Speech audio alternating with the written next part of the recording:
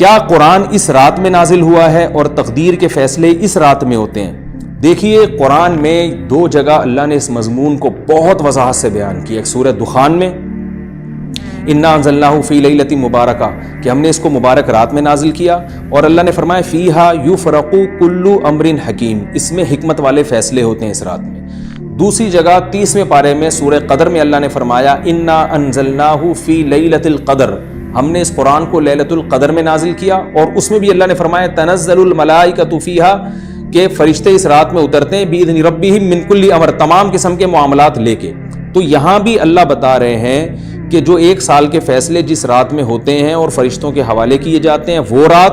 اور قرآن کے نازل ہونے والی رات ایک ہی ہے, یہ الگ الگ راتیں نہیں ہیں. اور سورہ قدر میں اللہ نے فرما دیا واضح لفظوں میں کہ وہ لیلۃ القدر کی رات ہے. تو اتنی وضاحت کے بعد پھر یہ کہنا کہ اس رات میں قرآن نازل ہوا تھا جبکہ اس کے بارے میں کوئی صحیح حدیث موجود بھی نہیں ہے,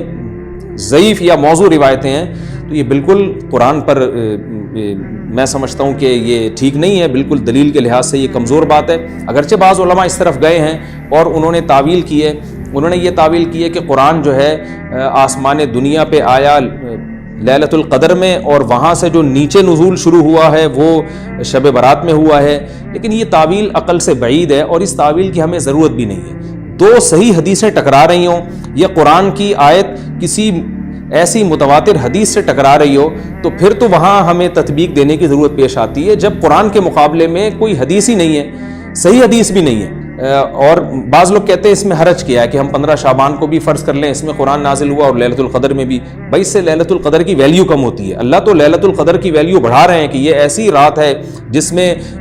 1 سال کے فیصلے بھی کر دیے جاتے ہیں اور اس میں قرآن مجید کا نزول بھی شروع ہوا. تو